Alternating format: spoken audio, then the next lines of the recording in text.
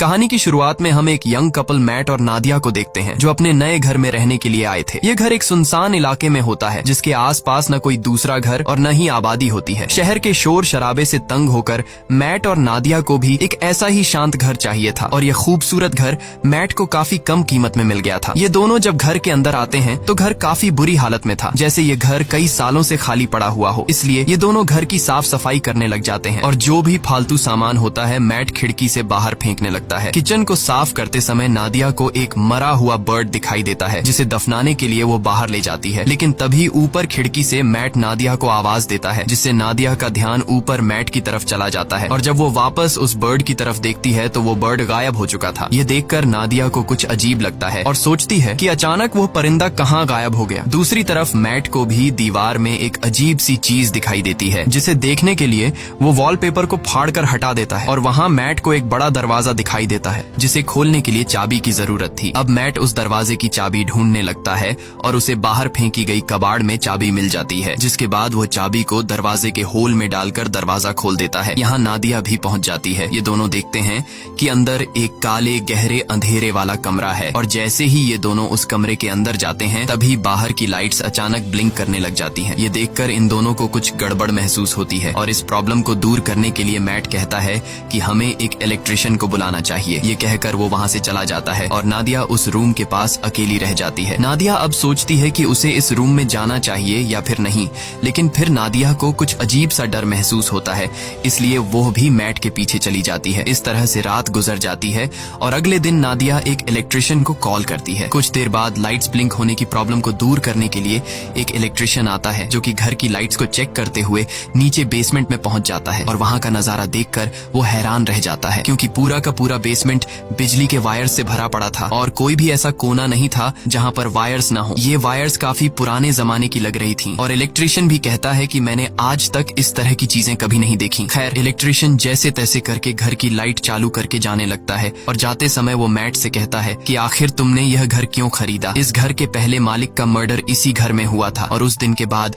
कोई इस घर में रहने को तैयार नहीं हुआ। यह सुनकर मैट बहुत ज्यादा घबरा जाता है और इस घर के बारे में रिसर्च करने लगता है। रिसर्च के दौरान इंटरनेट पर मैट को एक पुराने न्यूज आर्टिकल में थॉमसन फैमिली का पता चलता है जो कि एक कपल था और आर्टिकल में लिखा हुआ था कि इस घर में रहने वाले कपल को अपने ही बेटे ने मार दिया था जिसका नाम जॉन था। इन्वेस्टिगेशन के दौरान जॉन पुलिस को बताता है कि मुझसे यह मर्डर इस घर ने करवाए हैं। यह देखकर मैट को यह एक झूठी कहानी लगती है और कई घंटों तक रिसर्च करने के बाद वो थक जाता है। फिर अपनी पत्नी से छिपकर उसी अंधेरे वाले कमरे में बैठकर शराब पीने लग जाता है। बोतल में शराब पहले से ही 2 घूंट बची हुई थी जिसे पीकर वो बोतल खाली कर देता है और मन ही मन सोचता है कि काश पीने के लिए एक और बोतल मिल जाती। तभी अचानक लाइट्स ब्लिंक होने लगते हैं और कुछ देर के लिए लाइट चली जाती है और जब फिर से लाइट आती है तो उसके सामने एक शराब की बोतल पड़ी होती है। ये देखकर उसकी आंखें खुली की खुली रह जाती हैं और जब वह उस बोतल को हाथ लगाकर चेक करता है तो उसे पता चलता है कि यह एक असली बोतल है, यानी कि यह रूम किसी भी इच्छा को पूरी कर सकता है। अगली सुबह नादिया नींद से जागती है। वो देखती है कि मैट यहाँ पर नहीं है, इसलिए वो मैट को ढूंढने उस रूम में जाती है। वहाँ जाकर वो देखती है कि पूरा रूम कीमती पेंटिंग्स और नई चीजों से भरा हुआ है और मैट बहुत ही ज्यादा खुश है। मैट नादिया को बताता है कि इस रूम में किसी भी विश को पूरा करने की ताकत है। वो नादिया से कहता है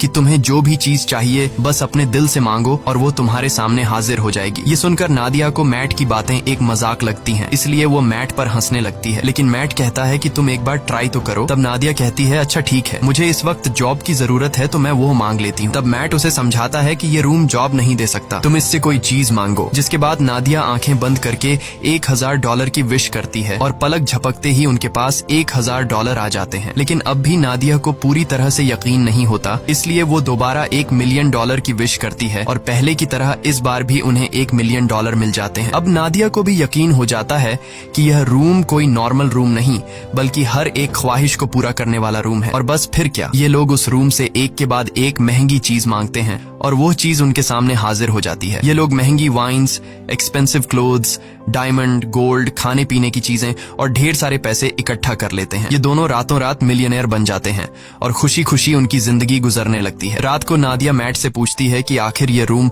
उनकी इतनी सारी विशेष कैसे पूरी कर रहा है, लेकिन मैट कहता है कि हमें इस बारे में बिल्कुल भी नहीं सोचना चाहिए, हमें बस एंजॉय करना है। इस तरह से ये दोनों अगले कई दिनों तक अपनी जिंदगी बिलियनर्स की तरह गुजारते हैं। हर बार जब भी उनकी कोई विश होती तो लाइट्स टिमटिमा शर्माती और उनकी सारी ख्वाहिशें बेसमेंट में बने उस रूम में तुरंत पूरी हो जाती। ये दोनों डांस करते हैं, पार्टीज करते हैं और खूब मजे लेते हैं। लेकिन उनकी यह चमक दमक वाली जिंदगी अब कुछ ही दिनों की मेहमान थी और अब उनके बुरे दिन शुरू होने वाले थे। वैसे तो यह रूम हर एक चीज दे सकता था, पर एक चीज जो इन दोनों की जिंदगी की सबसे बड़ी ख्वाहिश थी और वो चीज उन्हें रूम दे भी सकता था, लेकिन ये दोनों रूम से उस चीज को मांगने के लिए तैयार नहीं थे। और वो चीज कुछ और नहीं बल्कि एक बच्चा था। एक दिन मैट नादिया को बच्चे का एक झूला गिफ्ट करता है, जो कि इस बात का इशारा था कि हमें बच्चे के लिए ट्राई करना चाहिए। मैट नादिया को समझाता है कि हमें एक बार फिर से कोशिश करनी चाहिए, लेकिन नादिया इसके लिए तैयार नहीं होती क्योंकि पहले भी उसके 2 मिसकैरेजेस हो चुके थे। अब नादिया परेशान हो जाती है। काफी देर तक सोचने के बाद वो इस रूम में जाकर एक बच्चे की विश करती है और बच्चा उसे मिल भी जाता है। जब मैट आकर नादिया को बच्चे के साथ देखता है तो वो बहुत गुस्सा हो जाता है और नादिया को डांटने लगता है कि तुम्हें बिना परमिशन के बच्चे को नहीं लेना चाहिए था। इस बात पर इन दोनों के बीच काफी देर तक बहस होती है। नादिया कहती है कि उसने यह शॉर्टकट इसलिए अपनाया ताकि मिसकैरेज या लेबर पेन की तकलीफें उसे न झेलनी पड़े। वो कहती है कि हम दोनों इस बच्चे के साथ बहुत खुश रहेंगे, पर मैट इस बच्चे को एक्सेप्ट करने के लिए तैयार नहीं था और वो नादिया से कहता है कि तुम उस रूम में जाकर रूम से इस बच्चे को वापस लेने की विश करो। अब नादिया न चाहते हुए भी उस रूम में आती है और बच्चे को गायब करने की कोशिश करती है, पर वो ऐसा नहीं कर पाती, इसलिए वो बच्चे को मैट के हवाले कर देती है। अब गोद में बच्चे को लेकर मैट भी इमोशनल हो जाता है और वो भी उस बच्चे को गायब करने की विश नहीं कर पाता और बच्चे को वापस नादिया की गोद में डाल देता है। अब यह दोनों फैसला कर लेते हैं कि इस बच्चे को पालेंगे और इस तरह से ये दोनों एक बच्चे के पेरेंट्स भी बन जाते हैं। अब बच्चे को लेकर नादिया तो काफी खुश थी, पर मैट को इस बच्चे से बिल्कुल भी लगाव नहीं था और मैट इस रूम के बारे में और जानकारी हासिल करना चाहता था, इसलिए वो फिर से रिसर्च करने लग जाता है और उससे पता चलता है कि वो लड़का जिसने इस घर के ओनर यानी अपने माँ बाप को मार दिया था वो अभी भी जिंदा है और एक मेंटल हॉस्पिटल में जिंदगी बिता रहा है। यह जानने के बाद मैट अपने विश के जरिए मांगे गए पैसों के ढेर से कुछ पैसे अपनी पॉकेट में रखता है और जॉन से मिलने के लिए निकल पड़ता है। हॉस्पिटल पहुंचने के बाद नर्स मैट से पूछती है, क्या तुम एक रिपोर्टर हो? क्योंकि पिछले 45 सालों से जॉन के लिए कोई भी परिवार का बंदा नहीं आया। ये सुनकर मैट झूठ बोल देता है कि मैं भी एक रिपोर्टर हूँ। कुछ देर बाद जॉन आता है। जॉन बूढ़ा हो चुका था और जॉन पीछे वाले टेबल पर बैठकर मैट से कहता है, मुझे तुम्हारा ही इंतजार था। ये सुनकर मैट को कुछ अजीब लगता है और वो डायरेक्ट जॉन से पूछता है कि तुम इस रूम के बारे में क्या जानते हो और तुमने अपने मॉम डैड को क्यों मारा? तब जॉन कहता है कि मैंने अपने पेरेंट्स को नहीं मारा बल्कि उस रूम ने मुझसे यह करवाया। इसके बाद जॉन मुस्कुराते हुए कहता है, मुझे पता है कि तुम अभी मजे कर रहे हो, खूब खाना पीना, महंगे कपड़े और एंजॉय, लेकिन जल्द ही इसकी कीमत तुम्हें चुकानी पड़ेगी। और जॉन मैट से कहता है, जितनी जल्दी हो सके इस घर को छोड़ दो। मैट को जॉन की दिमागी हालत ठीक नहीं लगती, इसलिए वो उसे वहीं पर छोड़कर घर लौटने लगता है। रास्ते में वो पेट्रोल पंप पर गाड़ी में पेट्रोल डालने के लिए गाड़ी खड़ी करता है। पेट्रोल डलवाने के बाद जब मैट एम्प्लॉई को पैसे देने के लिए जेब में हाथ डालता है तो उसके हाथ में पैसों की जगह राख निकलती है। यह देखकर वो परेशान हो जाता है और दूसरी जेब से एम्प्लॉई को पैसे पकड़ाकर सीधे घर पहुंचता है और सोचने लगता है कि जाते हुए उसने ढेर सारे पैसे अपनी जेब में डाले थे, फिर अचानक वो पैसे कहाँ गायब हो गए। अब इस बात को कंफर्म करने के लिए उसने रूम से विश के जरिए जो पैसे मांगे थे वो उन पैसों को उठाकर बाहर खिड़की से फेंक देता है और देखते ही देखते वो पैसे अचानक गायब हो जाते हैं। इसके बाद मैट विश के जरिए मांगी गई एक पेंटिंग को उठाकर उसका आधा हिस्सा घर के अंदर रखता है और आधा बाहर। कुछ ही देर बाद जो हिस्सा घर से बाहर था वो राख में बदल जाता है और बाकी का हिस्सा वैसा का वैसा ही रहता है। यह देखकर मैट समझ जाता है कि वो लोग इस रूम से मिली किसी भी चीज को घर के बाहर नहीं ले जा सकते, नहीं तो वो सारी चीजें राख में बदल जाएंगी। मैट अब रूम की दीवार को तोड़ने लगता है ताकि उसे पता चल सके कि आखिर इस रूम में क्या छिपा है, पर दीवारों के अंदर उलझी हुई वायर्स के अलावा और कुछ भी नहीं था। हर जगह बस वायर्स ही वायर्स थीं। दीवारों को तोड़ने के शोर से नादिया भी वहाँ पर पहुँच जाती है। नादिया बच्चे को गोद में लिए बाहर की तरफ जाने लगती है, पर मैट उसे बाहर जाने से रोक लेता है और कहता है कि बच्चे को बाहर ले जाना सेफ नहीं है। वो उसे असली वजह नहीं बता पाता, मगर खुद उसे पता चल चुका था कि जो कुछ भी उस कमरे से विश के जरिए मांगा गया है उसे यहाँ से बाहर निकालने पर वो खत्म हो जाएगा। लेकिन मैट के मना करने के बावजूद भी नादिया बच्चे को बाहर ले जाती है। बाहर ले जाते ही बच्चा जोर जोर से रोना शुरू कर देता है और उसका कलर बदलने लगता है। यह देखकर नादिया भी चिल्लाने लगती है। नादिया की आवाज सुनकर मैट दौड़कर उसके पास जाता है और दोनों को उठाकर घर के अंदर ले आता है। और अब हम देखते हैं कि वो छोटा बच्चा अब छोटा बच्चा नहीं रहा, बल्कि वो कुछ ही सेकंड में 8 साल का लड़का बन चुका था। यहाँ मैट नादिया को सारी सच्चाई बता देता है कि वो रूम हमारी हर विश को पूरी कर सकता है, पर हम उसकी दी हुई चीजों को घर से बाहर नहीं निकाल सकते, वरना वो चीजें पुरानी होकर राख में बदल जाएंगी। ये सुनकर नादिया को बहुत दुख होता है और अब ये दोनों डिसाइड करते हैं कि इस बच्चे को घर में ही रखेंगे, कभी भी बाहर जाने नहीं देंगे, नहीं तो वो मारा जाएगा। इस तरह से दिन गुजरते हैं। नादिया बच्चे को घर के अंदर ही सब चीजें सिखाती है। वो उसे अपना बेटा मानती है और इस बच्चे का नाम रखती है शेन। शेन बाकी बच्चों से काफी अलग था। वो किसी की भी बात नहीं मानता और न ही उस पर किसी बात का असर पड़ता। उसकी हरकतें बिल्कुल भी बच्चों जैसी नहीं थी। खाने के दौरान वो बर्फ खाया करता था, लेकिन इन सब हरकतों के बावजूद भी नादिया शेन से बहुत ज्यादा प्यार करती थी। नादिया शेन को समझाती है कि वो घर के बाहर नहीं जा सकता, क्योंकि बाहर खतरनाक लोग हैं जो उसे मार देंगे। ये सुनकर शेन बहुत मायूस हो जाता है और घर के अंदर कभी खिड़की तो कभी दरवाजे से बाहर की दुनिया देखता है। नादिया जब भी घर से बाहर निकलती या फिर घर के अंदर आती, तब वो दरवाजे में ताला लगा दिया करती ताकि शेन घर से बाहर ना निकल सके। एक दिन जब शेन घर में स्नो ग्लोब से खेल रहा था, तभी वहाँ पर मैट आता है। अब क्योंकि मैट को शेन से बिल्कुल भी लगाव नहीं था, इसलिए वो शेन को डांटता है कि तुम्हें यहाँ पर नहीं खेलना चाहिए। डर के मारे शेन के हाथ से स्नो ग्लोब नीचे गिरकर टूट जाता है। शेन को मैट के इस बर्ताव से बहुत दुख होता है। रात को शेन उन दोनों के कमरे के पास जाकर चुपके से नादिया और मैट की बातें सुनने लगता है। वो दोनों उस रूम के बारे में बातें करते हैं। ये सुनकर शेन को शक होने लगता है कि जरूर उस रूम में कुछ ऐसा है जिससे मैं अनजान हूँ। वो सोचता है कि पता नहीं यह दोनों मुझे क्यों घर से बाहर नहीं जाने देते और उस रूम से दूर रहने को कहते हैं। इसलिए शेन टॉर्च उठाकर घर की जांच पड़ताल करने लगता है और आगे बढ़ते हुए वो सीधा बेसमेंट तक पहुंच जाता है, जहां ढेर सारी उलझी हुई वायर्स थीं। उन सब से गुजरते हुए आखिरकार वो उस रूम तक पहुंच जाता है और यहाँ उसे सारा राज पता चल जाता है। रात भर पूरे घर में लाइट्स ब्लिंक होती रहती हैं, पर मैट और नादिया नींद में होने की वजह से कुछ नोटिस नहीं कर पाते। अगली सुबह जब मैट की आंख खुलती है तो उसे अपने बगल में एक नया स्नो ग्लोब पड़ा हुआ दिखता है और इसके साथ ही टूटा हुआ ग्लोब कुछ दूरी पर उसे दिखाई देता है। ये देखकर वो परेशान हो जाता है कि आखिर ये नया ग्लोब किसने बनाया। मैट सीधा नादिया के पास जाता है और उसे जगाकर पूछता है कि क्या तुमने इस ग्लोब को उस रूम से विश करके मांगा, जिस पर नादिया कहती है नहीं, मैंने इस ग्लोब की विश नहीं की। तभी उसी वक्त लाइट्स को ब्लिंक होता देखकर वो समझ जाता है कि ये सारा काम शेन का है। ये दोनों तेजी से उस रूम की तरफ भागते हैं और वहाँ जाकर ये दोनों हैरान रह जाते हैं। अब क्योंकि शेन को घर से बाहर जाने नहीं दिया जाता था, इसलिए वो दिल में बाहर जाने की इच्छा रखते हुए उस रूम से खुद के लिए एक बहुत बड़ा आउटडोर एरिया मांग लेता है, जहाँ एक खुला आसमान और बड़ा जंगल था और शेन मजे से वहाँ खेल रहा था। नादिया अपने बेटे की बनाई हुई दुनिया को देखकर खुश होती है और उसके साथ खेलने लगती है, लेकिन मैट शेन के इस काम से बिल्कुल भी खुश नहीं था, क्योंकि उसे डर था कि कहीं वह उस रूम से बंदूक या फिर कुछ गलत चीज न मांग ले जिससे उनकी जान खतरे में पड़ जाए। इसलिए वो शेन को हाथ से पकड़कर वापस घर के अंदर ले आता है। अब मैट उस रूम की चाबी अपने पास संभाल कर शेन को उस रूम में जाने से मना करता है, लेकिन नादिया मैट को ऐसा करने से रोकती है। वो कहती है कि हम पहले ही शेन को घर से बाहर जाने नहीं देते। अब बेचारे ने खुद के लिए एक अलग आउटडोर बना लिया है, इसलिए हमें उसे वहाँ जाने से नहीं रोकना चाहिए और वहाँ उसकी जान को भी खतरा नहीं है। पर मैट नादिया की बात नहीं सुनता और कहता है कि शेन अभी ना समझ है, मुझे डर है कि कहीं वो गलती से उस रूम से कुछ ऐसी चीज न मांग ले जिससे हम दोनों खतरे में पड़ जाएं। तभी फोन की घंटी बजती है और परमिशन न होने के बावजूद शेन फोन उठा लेता है, लेकिन जल्दी ही मैट उससे फोन छीनकर खुद बात करने लगता है। दूसरी तरफ कॉल पर जॉन था, जिसने शेन की आवाज सुनकर समझ लिया कि मैट ने उस रूम से एक बच्चा मांग लिया है। अब मैट भी उससे कोई बात नहीं छिपाता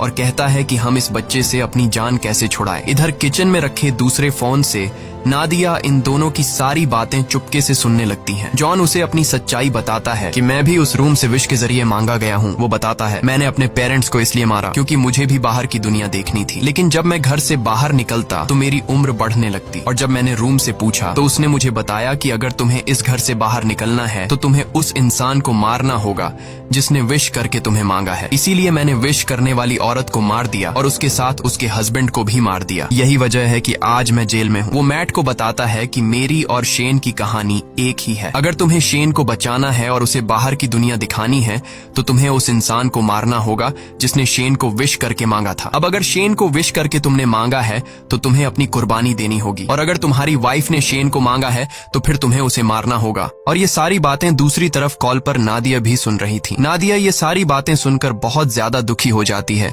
और वो गाड़ी निकालकर घर छोड़कर चली जाती है, जिससे मैट को उसकी फिक्र होने लगती है। नादिया शेन को जिंदगी देने के लिए खुद को मारने का सोचती है, पर वो ऐसा नहीं कर पाती। इधर मैट टेबल पर बैठकर शेन के साथ डिनर करने लग जाता है। तब शेन मैट से पूछता है कि मेरी मॉम कहाँ गई, और उससे और भी कई सारे सवाल पूछता है, जिससे झुंझलाकर वो शेन को बता देता है कि वो उनका असली बेटा नहीं है और न ही उसकी कोई पेरेंट्स है। इतना ही नहीं, वो गुस्से में आकर शेन को रूम से बाहर निकाल देता है। डर के मारे शेन रोते हुए ऊपर अपने रूम में चला जाता है। कुछ ही देर में मैट को अपनी गलती का एहसास होता है। वो शेन के रूम में जाकर उससे माफी मांगने लगता है और सारी रात वो दोनों साथ में सोते हैं। जब नादिया वापस घर लौटती है तो इन दोनों को एक साथ सोते देखकर उसे बहुत अच्छा लगता है। कुछ देर बाद मैट की आंख खुल जाती है और वो देखता है कि नादिया घर वापस आ चुकी है। मैट नादिया से कहता है कि मैं तुम्हारे लिए बहुत ज्यादा परेशान हो रहा था, और कहता है मुझे माफ कर दो क्योंकि मैं शेन पर चिल्लाया और तुमसे भी झगड़ा किया। बातचीत के दौरान ये दोनों एक दूसरे के करीब आने लगते हैं, और जब ये दोनों रूम में इंटीमेट हो रहे थे तब शेन चुपकर दरवाजे से उन्हें देखने लगता है। वो अपने दिल में नादिया के लिए अट्रैक्शन महसूस करता है। अब उसे भी ये सारी चीजें करनी थी, इसलिए अब वो इन दोनों के सोने का इंतजार करता है। जब ये दोनों गहरी नींद में चले जाते हैं तब शेन चुपके से आकर मैट की पॉकेट से घर के बाहर जाने की चाबी चुरा लेता है। अगले दिन सुबह मैट और नादिया फ्रंट डोर को खुला देखकर समझ जाते हैं कि शेन घर से बाहर निकल गया है, इसलिए उन्हें डर था कि कहीं वो मर न गया हो। लेकिन तभी घर के एक अलग हिस्से में शेन को देखकर दोनों हैरान हो जाते हैं, क्योंकि शेन अब जवान और ताकतवर हो चुका था। वो अपने पेरेंट्स की तरफ गन पॉइंट करके उन्हें धमकाता है। तब नादिया उसे समझाने की कोशिश करती है। इसी बीच मैट शेन पर हमला कर देता है और दोनों में फाइट होने लगती है। लेकिन उनकी फाइट के दौरान नादिया को धक्का लगता है, जिससे वह नीचे गिरकर बेहोश हो जाती है। कुछ देर बाद मैट उसे जगाते हुए बताता है कि शेन को गलती से गोली लगने की वजह से वो मर गया। ये सुनकर नादिया रोने लगती है। मैट उसे तसल्ली देकर वापस घर में ले आता है, और यहाँ आता है कहानी में सबसे बड़ा ट्विस्ट, क्योंकि अभी जो मैट नादिया को उठाकर घर लेकर गया वो असल में मैट नहीं बल्कि शेन है। इधर दूसरे रूम में जहाँ उनकी फाइट हुई थी, असली मैट होश में आ जाता है और पूरे घर में अपनी वाइफ की तलाश करता है। तभी लाइट्स को फिर से टिमटिमाते देखकर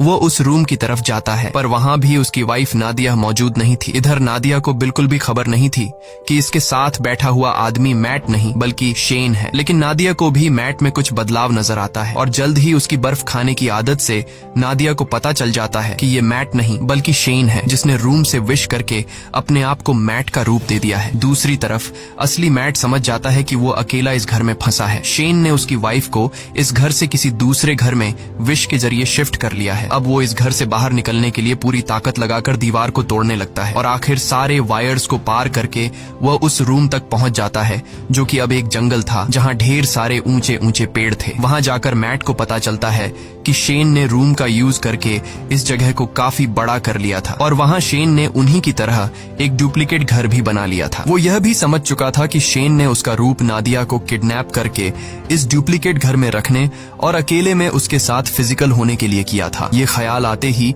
अपनी बीवी को वापस पाने के लिए मैट उस जंगल में दौड़ते हुए फाइनली उस डुप्लीकेट घर के अंदर पहुंच जाता है, जहां शेन नादिया के साथ जबरदस्ती करने की कोशिश कर रहा होता है। मैट को अंदर आते देखकर शेन फिर से लड़ाई के लिए तैयार हो जाता है। अब यहाँ नादिया भी पहचान नहीं पाती कि असली मैट कौन सा है, क्योंकि वो दोनों बिल्कुल सेम टू सेम थे। और यहाँ ये दोनों नादिया से कहते हैं कि मेरे साथ चलो। अब नादिया समझदारी से काम लेते हुए शेन का नाम लेती है, जिसे सुनते ही शेन उसकी तरफ देख लेता है, और नादिया को समझ आ जाता है कि यह शेन है। जिसके बाद वो शेन को धक्का देकर नीचे गिरा देती है। जमीन पर गिरते ही वो अपने असली रूप में आ जाता है। उधर मैट और नादिया रूम से बाहर निकलने की कोशिश करते हैं, पर निकल नहीं पाते, क्योंकि शेन ने रूम से उनके इसी घर में फंसे रहने की विश मांगी हुई थी। लाख कोशिशों के बाद भी जब वो लोग घर से नहीं निकल पाते तो मैट रुक जाता है और वहाँ से निकलने का कोई तरीका सोचने लगता है। यहाँ मैट होशियारी से एक ऐसी विश करता है कि हम दोनों का नया रूप इस घर के अंदर ही रहे और हमारा असली रूप इस घर से बाहर चला जाए। तभी अचानक वहाँ पर शेन भी आ जाता है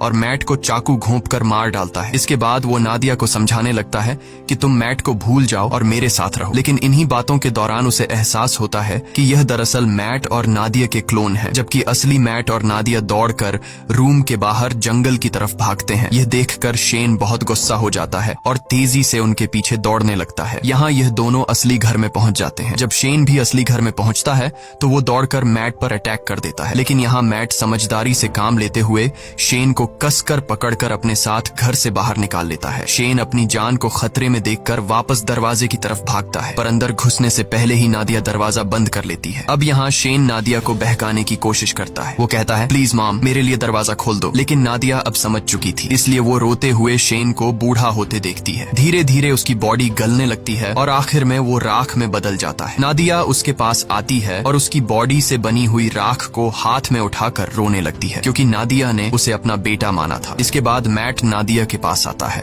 और दोनों एक दूसरे को गले लगा लेते हैं। अब सीन शिफ्ट होता है और हमें कुछ महीने बाद का सीन दिखाया जाता है, जहां मैट और नादिया एक छोटे से घर में सेटल्ड हो जाते हैं और सुकून से रहने लगते हैं। पर थोड़े ही दिनों बाद नादिया डरते हुए अपना प्रेगनेंसी टेस्ट करती है और रिपोर्ट पॉजिटिव आती है, यानी अब इन दोनों का खुद का एक बेबी आने वाला है। इसी के साथ ये कहानी खत्म हो जाती है। अगर आपको ये वीडियो अच्छी लगी हो तो हमारे चैनल को सब्सक्राइब और वीडियो को लाइक जरूर कीजिएगा।